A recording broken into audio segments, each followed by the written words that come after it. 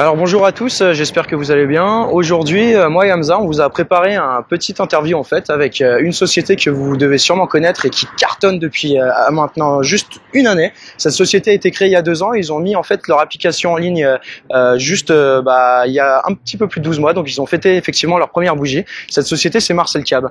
Et aujourd'hui, on a décidé de vous présenter Philippine, responsable des opérations, qui s'occupe également de la logistique et également du recrutement. Donc elle va nous parler un petit peu de cette société qui aujourd'hui prend beaucoup d'ampleur et qui est spécialisée en fait dans la réservation à la demande. On peut s'apercevoir effectivement qu'aujourd'hui de nombreuses sociétés telles qu'Uber et d'autres proposent principalement de la location, de la réservation, immédiate. C'est leur avantage, c'est leur valeur ajoutée. Nous allons les voir maintenant.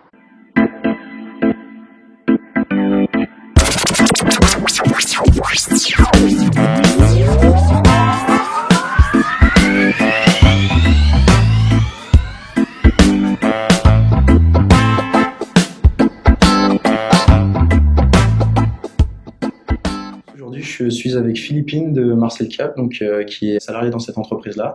Bonjour Philippine. Moi, c'est Robin de la Bible du VTC et je voulais donc te poser quelques questions sur ton entreprise, à savoir déjà comment vous est venue l'idée de créer cette société-là, pourquoi, et en réponse à quelle idée.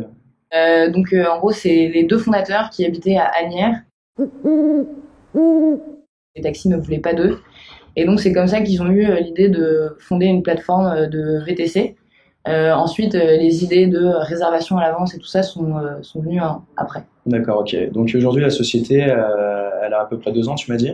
C'est ça. Et vous avez fêté votre premier anniversaire en fait avec l'application qui tourne depuis à peu près 1 an. Exactement. Grosso modo. Ok, d'accord. Donc d'après ce qu'on a pu voir sur internet et puis notamment quelques articles sur internet, ça a l'air de pour l'instant bien tourner.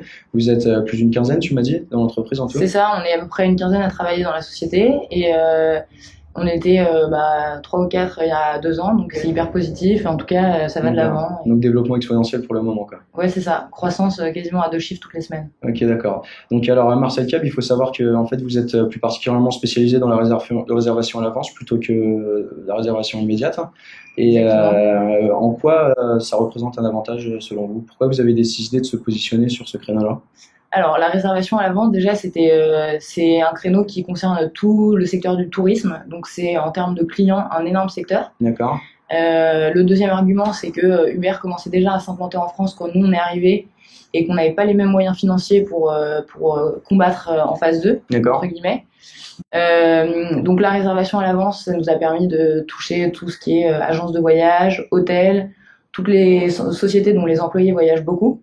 Et pour les chauffeurs, ça représente un énorme avantage qui est de recevoir les courses à l'avance avec un planning optimisé et donc avoir une vue sur leur chiffre d'affaires et d'anticiper leur journée du lendemain. D'accord, donc c'est vrai qu'il y a vraiment cet aspect-là sécuritaire pour les employés et salariés en fait qui viennent chez vous. Et donc comme tu viens de me le dire, vous êtes plus spécialement en fait en B2B avec les entreprises plutôt qu'en B2C, et notamment aussi, j'ai cru comprendre, pour éviter d'avoir certains clients à 4h du matin en sortant de boîte de nuit qui peuvent potentiellement être dérangeants dans le véhicule, quoi. Il se trouve que c'est plutôt il se trouve qu'aujourd'hui c'est notre clientèle, c'est vraiment B2B et famille. Okay. Mais c'est aussi parce que Uber avait déjà pris un gros marché sur la partie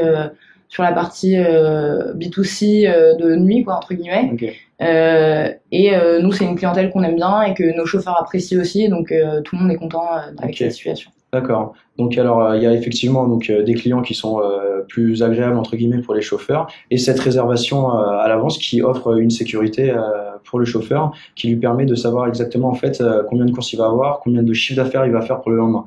Voilà, c'est ça. Ça à peu près en fait les avantages pour les chauffeurs pour qu'ils viennent chez vous. Et en termes de taxes, combien vous prenez exactement sur chaque course ? Alors, la commission qu'on prend, c'est 15%, justement parce qu'on optimise les courses la veille pour le lendemain. On peut se permettre de prendre une commission moins élevée. D'accord. Et donc, on est clairement en dessous du standard de marché appliqué aujourd'hui par les autres sociétés de transport. Ok, d'accord. De mise en relation. Et avec la concurrence, aujourd'hui, vous êtes les seuls à vous positionner vraiment sur ce créneau de réservation à la demande, ou il y en a d'autres qui vous concurrencent directement ? Alors, il y a d'autres sociétés qui font de la réservation à l'avance. Il y en a plein. D'accord. Sauf que le vrai élément différenciant entre ces autres sociétés et nous, c'est que ces sociétés font payer plus cher le fait de réserver à l'avance, Alors que nous, plus le client réserve à l'avance, moins c'est cher pour lui. Donc en fait, au-delà d'être intéressant pour les chauffeurs, c'est aussi hyper intéressant pour les clients parce que nous, ça nous permet d'avoir un flux de courses à l'avance et donc de l'optimiser, mais surtout le client paye moins cher. Ok, d'accord. Ok, donc j'ai cru comprendre, étant donné que votre cible était le B2B, que votre flotte de véhicules devait respecter certains critères. C'est quoi les critères? Si moi aujourd'hui je suis un chauffeur et que je veux aller chez vous, j'ai besoin de quelle année, combien d'années d'expérience? Est-ce que j'ai besoin de la carte VTC? Quel véhicule je dois avoir? C'est quoi exactement vos critères de sélection pour les chauffeurs? Alors déjà, on a 3 gammes de véhicules. Donc une gamme qu'on appelle Berline, qui est la gamme classique avec tout ce qui est 508, C5, Volkswagen Passat, Mercedes classé, etc. Okay. Une gamme qu'on appelle Berline Luxe, donc qui est un cran au-dessus avec des Mercedes classe E et puis toutes les voitures qui sont plus haut de gamme. D'accord. Et une gamme van avec des Mercedes Viano ou des classes V, ce qui permet aux clients de choisir en fonction du nombre de passagers des types de véhicules différents et en fonction du type de passagers des voitures plus ou moins haut de gamme. Okay. Ça, c'est le premier point. Ensuite, pour tous les chauffeurs qu'on recrute, on les rencontre. Ils passent un entretien téléphonique. Ils passent 2 heures dans nos locaux pour une formation spécifique à Marseille. D'accord. Ils sont tous licenciés. Ils ont tous leur formation de chauffeur. D'accord. Donc ils ont soit la licence Atout France, soit la capacité DRE. D'accord. C'est forcément des chauffeurs professionnels qui ont suivi une formation pour obtenir cette carte de VTC. D'accord, donc en fait des chauffeurs vraiment pour répondre à votre clientèle B2B, qui est vraiment une clientèle en fait positionnée haut de gamme pour des chauffeurs avec véhicules positionnés haut de gamme aussi. C'est ça. Ok, d'accord, très bien. Je voulais savoir un petit peu aussi ce que tu penses du conflit taxi-VTC et plus particulièrement de l'émancipation d'Uber avec son service POP. Qu'est-ce que déjà vous en pensez chez Marcel Cab et est-ce que tu as vu vraiment une différence en termes de réservation depuis que POP a décidé d'arrêter son service? Alors pour moi, la guerre VTC taxi aujourd'hui, elle n'a pas vraiment lieu d'être parce que les taxis ont compris que effectivement les VTC de toute façon allaient s'installer. Pour moi, la guerre, elle est plutôt contre le taxi clandestin. Oui, donc en fait. voilà, c'est sur le covoiturage et le partage de véhicules. D'accord. L'État s'occupe de ce sujet en ce moment même. Donc pour moi, le conflit VTC et taxi, il n'a pas vraiment lieu d'être. Et ensuite, pour parler de la fin du Uberpop, nous, on n'a pas vraiment ressenti de différence de business parce que c'était pas notre clientèle, quoi. D'accord. Donc aujourd'hui, non, on n'a pas vraiment été affecté par la fin du Uberpop. Pour terminer, je voulais te demander, qu'est-ce que tu pourrais dire à nos futurs clients et à nos futurs chauffeurs de la Bible du VTC, parce que tu vas avoir potentiellement des clients et des futurs chauffeurs qui pourraient venir chez toi, qu'on redirigera chez toi du moins.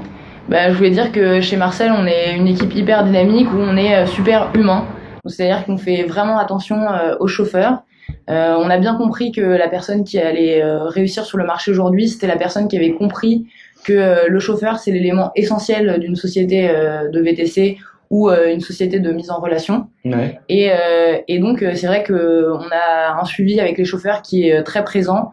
On a aidé des chauffeurs à faire des leasings, à faire des crédits beaux. On a un numéro de téléphone disponible 24 heures sur 24 pour tous nos chauffeurs, donc ils peuvent nous appeler à n'importe quel moment de la journée ou de la nuit.